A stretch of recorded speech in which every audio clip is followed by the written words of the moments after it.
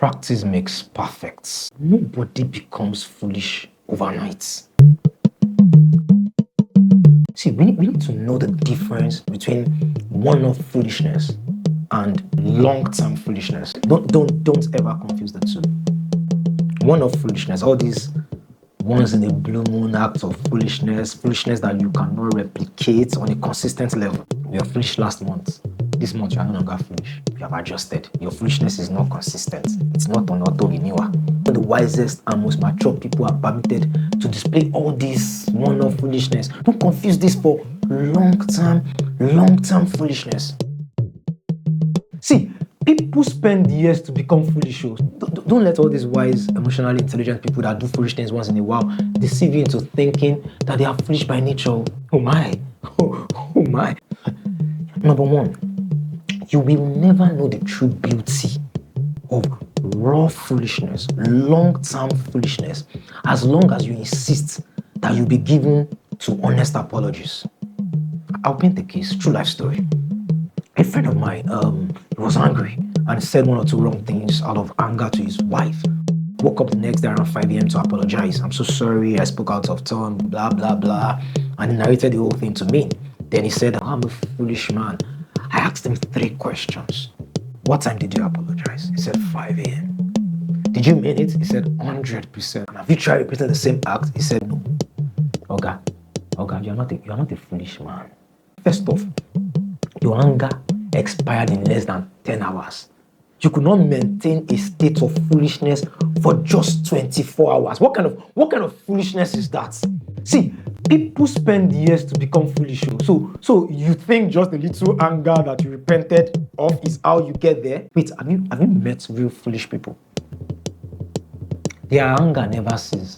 They are new every morning. Their neighbor that hurt them in 1970 during the Biafran War, they are still angry. They are still angry with it. They are still hurt. If you want to be a fool at 40, you've got to start practicing from 14.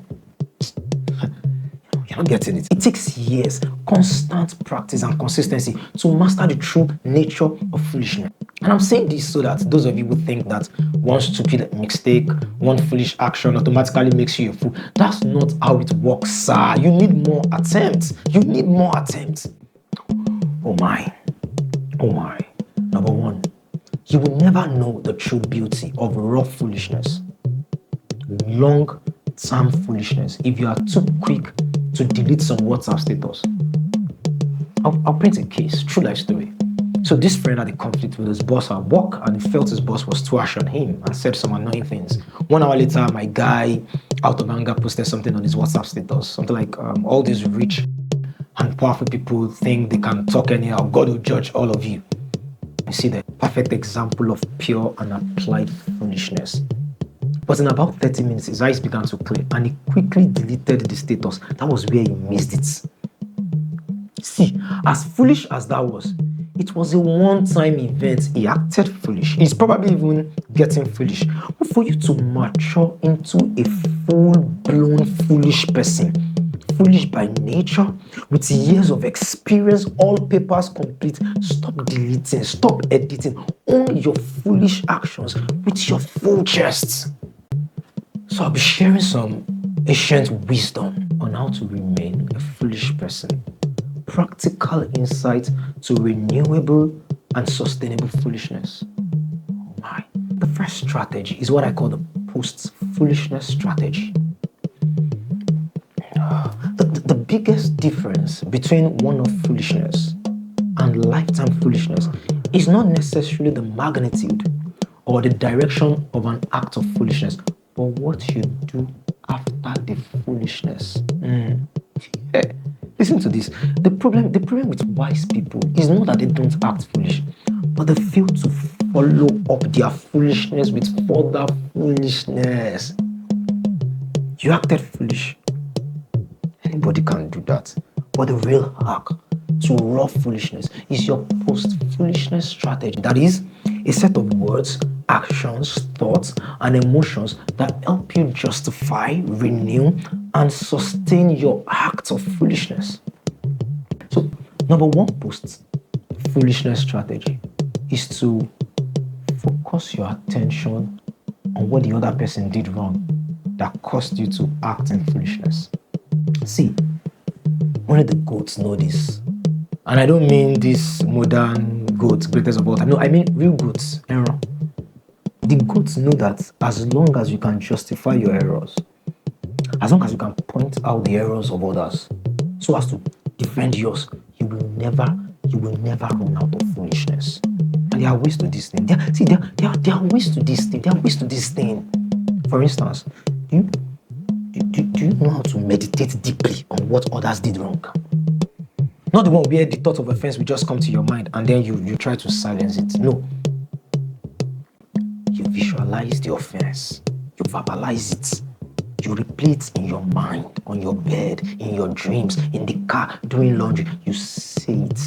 You feel it. You sigh. You hiss.